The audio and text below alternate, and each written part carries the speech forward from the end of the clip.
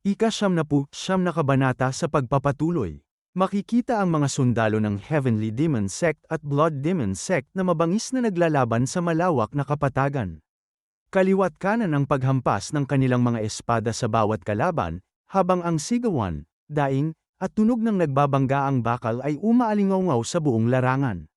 Sa bawat pagbagsak ng isang mandirigma ay lalo pang umiinit ang digmaan.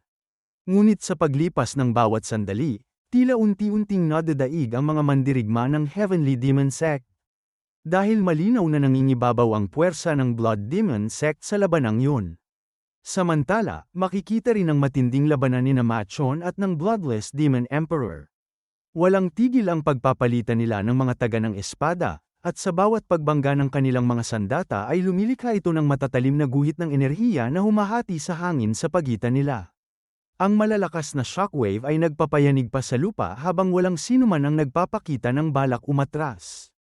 Maya-maya pa, biglang kumislap ang mga mata ni Machon bago muli siyang sumugod at nagpakawala ng isang napakabilis na taga. Nanlaki ang mga mata ng Bloodless Demon Emperor sa bilis ng paparating na atake. Bahagya siyang napaatras habang pilit na iniiwas ang sarili sa mapanganib na espada. Kahit sanay na siya sa maraming laban, hindi niya maiwasang mabigla sa bilis ng bawat galaw ni Machon. Sa isang sabayang pagtaga, matagumpay na tinamaan ni Machon ang katawan ng Bloodless Demon Emperor. Kasabay nito, bahagyang iniwas ni Machon ang kanyang ulo upang makaiwas sa ganting taga ng kalaban. Napakakalmado pa rito ng kanyang ekspresyon na tila kontrolado niya ang buong laban. Napaatras ng ilang hakbang ang Bloodless Demon Emperor habang patuloy na pumupuslit ang dugo mula sa sugat sa kanyang katawan. Napangiwi siya sa matinding kirot habang bahagyang nanginginig ang kanyang braso. Huminto siya sa pag-atres at huminga ng malalim habang mariing nakatitig kay Machon. Makikita sa kanyang mukha ang pinaghalong galit, pagkabigla, at hindi matanggap na katotohanan. Samantala, nanatiling nakataas ang espada ni Machon, nakatutok pa rin sa kanyang kalaban habang kumikislap ang talam nito sa ilalim ng liwanag. Hindi man lamang nagbago ang malamig niyang ekspresyon. Punong-puno ng inis ang Bloodless Demon Emperor habang nakatingin kay Machon. Sinabi niya sa kanyang isip, kahit minsan ay hindi ako nakalamang hanggang ngayon. Mas malakas talaga siya kaysa sa akin. Mariin niyang kinuyam ang kanyang kamao bago seryoso niyang sinabi kay Machon.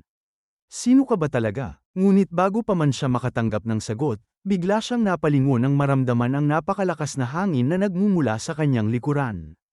Nagtataka siyang lumingon, at agad na nanlaki ang kanyang mga mata. Mula roon ay makikitang nagliliparan ang mga bato at alikabok, habang si Blood-Crazed Demon ay nakaluhod sa lupa matapos tamaan ng napakalakas na pag-atake ni Jokwol. Nanlaki sa matinding gulat ang mga mata ng Bloodless Demon Emperor. Bahagyang nanginig ang kanyang mga labi bago siya napasigaw. Blood-Crazed Demon? Sa gitna ng bumabagsak na maliliit na bato, dahan-daang tumayo si Blood-Crazed Demon. Nanginginig ang kanyang katawan habang hirap na hirap siyang manatiling nakatayo. Ngunit sa kanyang pagtayo ay makikita ang napakalaking butas sa kanyang katawan. Unti-unti ring namuti ang kanyang mga mata at tuluyang nawala ang buhay sa kanyang titig. Ilang saglit lamang ang lumipas, dahan-dahan siyang bumagsak sa lupa na tila isang napakalaking punong pinutol. Nang makita yon, malakas na sumigaw ang Bloodless Demon Emperor. Halatang hindi niya matanggap ang nangyari. Blood-Crazed Demon. Tahimik namang pinagmamasdan ni Jokwol ang nakahandusay na katawan ng Blood-Crazed Demon. Makikita ang malamig ng ngiti sa kanyang labi na tila wala siyang nararamdamang awa. Pagkatapos ay malakas siyang tumawa. Ha ha ha, nakita mo ba yon? Ang aura ng anyong dugo ng dakilang pulang buwan na ito. Punong-puno ng galit ang Bloodless Demon Emperor habang nakatitig kay Jokwol. Halos manginig ang kanyang katawan sa sobrang puot. Galit niyang sinabi rito, nangangahas kang traduran ng Blood Demon Cult. Bahagyang napangisi si Jokwol, ngunit bakas ang pagkainis at paghamak sa kanyang mukha habang sinabi niya, pagtatraidor. Kahit kailan hindi ko naisip na kapanig ko kayong mga lapastangan.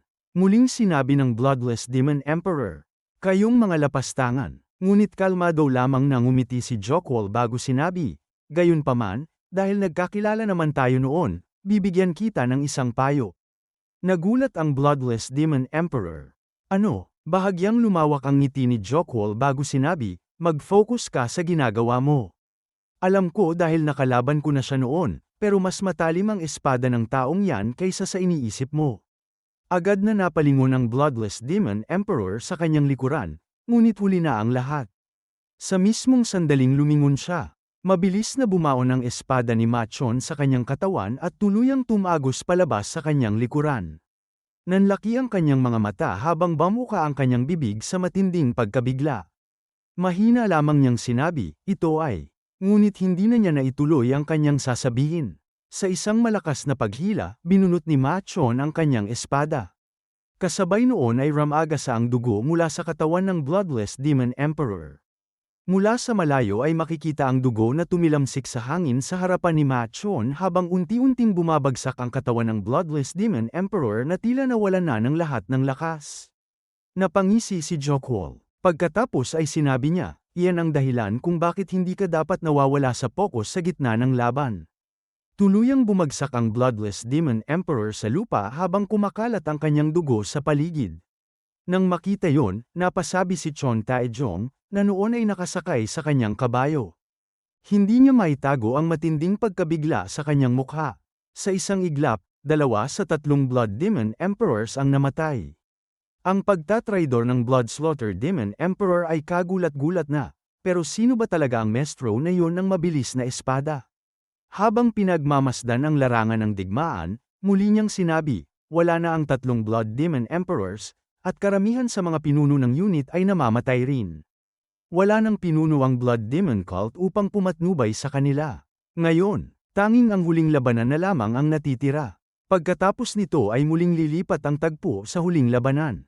Makikita ang nagbanggaang kamao ng ating bida at ng Blood Demon. Sa pagtama ng kanilang mga kamao ay sumabog ang napakalakas na alon ng enerhiya. Ang matinding impact ay lumikha ng malalakas na bugso ng hangin na nagpayanig sa buong paligid, habang ang lupa sa kanilang paanan ay unti-unting nagkakabitak. Dahil sa lakas ng kanilang banggaan, kapwa sila tumalsik palayo sa isa't isa. Paglapag nila sa lupa, kapwa sila nakatingin sa isa't isa ng may matinding inis habang mahigpit na nakatikom ang kanilang mga kamao. Kapwa sila hinihingal, ngunit walang sino man ang nagpapakitang sesuko. Makalipas ang ilang sandali, biglang sumugod ang Blood Demon at isang napakalakas na suntok ang tumama sa sikmura ng ating bida.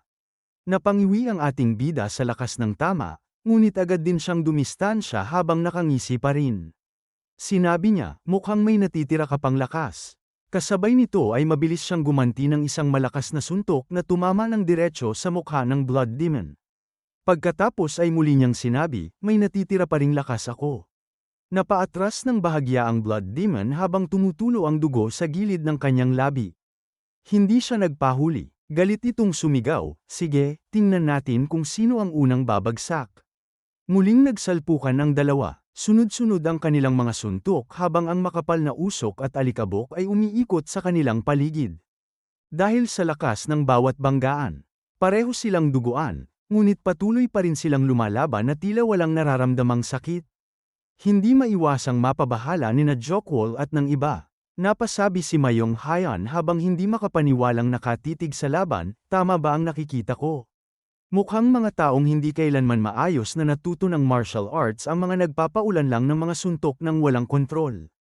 Napatingin naman si Jokwol at seryosong sinabi, masyadong mababa ang panloob na enerhiya nilang dalawa. Hindi ko man lang maisip kung paano ito haantong. Biglang tumigil ang Blood Demon.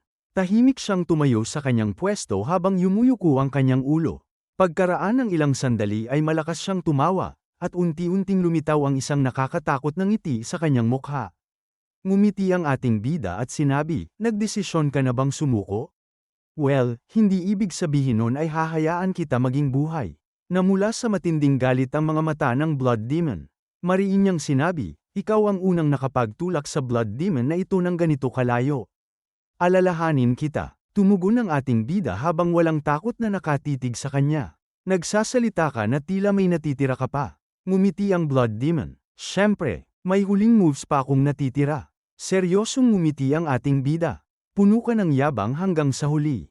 Alalahanin kita sa ganitong paraan. Biglang sumiklab ang napakapulang enerhiya mula sa katawan ng Blood Demon. Unti-unting nabalot ng mapulang liwanag ang kanyang buong katawan habang malakas na umiihip ang hangin sa paligid. Kasabay nito ay malakas siyang tumawa. Ha ha ha, yabang, kamo. Nanlaki ang mga mata ng ating bida at bahagyang napaatras. Ha, totoo pala. Nagulat din si Mayong Hayan. Ano yan? May natatago pa ba siyang karda? Seryosong sinabi ni Jockwall, likas na tunay na enerhiya. Makikita ang matinding pag-aalala sa kanyang mukha habang ipinaliwanag niya. Ang likas na tunay na enerhiya ay ang lakas ng buhay na mayroon ng isang tao mula sa kapanganakan. Ang purong kapangyarihan na taglay ng bawat tao. Hindi tulad ng panloob na enerhiya, kapag ginamit ito, hindi na ito maibabalik. At dahil pinaiikli pa nito ang buhay ng isang tao, hindi ito ginagamit ng mga tao maliban kung ang sitwasyon ay talagang desperado na.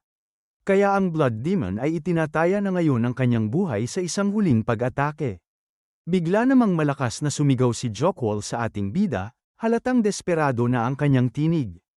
Panginoon ko, kailangan mo ring gumamit ng likas na tunay na enerhiya. Ngayon, iyon lamang ang tanging paraan. Nagulat ang ating bida at kunot noong sinabi, likas na tunay na enerhiya. Ano yun? Halos mabaliw sa gulat si Jockwall. Malakas siyang napasigaw, ano? Hindi mo alam ang likas na tunay na enerhiya? Sa mismong sandaling yon, sumugod ang Blood Demon. Ang kanyang kamao ay nababalutan ng naglalagablab na pulang enerhiya habang sumisigaw, tapusin na natin ito ngayon. Napanganga naman ang tatlo at namutla ang kanilang mga mukha. Sabay-sabay silang napasigaw, Panginoon ko. Makikita ang gulat sa mukha ng ating bida habang mabilis na nilalamon ng napakalakas na sinag ng enerhiya ang kanyang katawan. Tumama ang nakakasilaw na liwanag na pinakawalan ng Blood Demon, at dahil sa napakalakas na puwersa nito ay mabilis na nagliparan ang mga bato, alikabok, at lupa sa buong paligid. Maging ang hangin ay tila napunit sa lakas ng pag-ataking yun. Mistulang yumanig ang buong larangan habang nilalamon ng napakalaking pagsabog ng enerhiya ang ating bida, dahilan upang mapahinto maging ang mga mandirigmang nanunood sa malayo. At dito na nagtatapos ang ika-siyam na kabanata.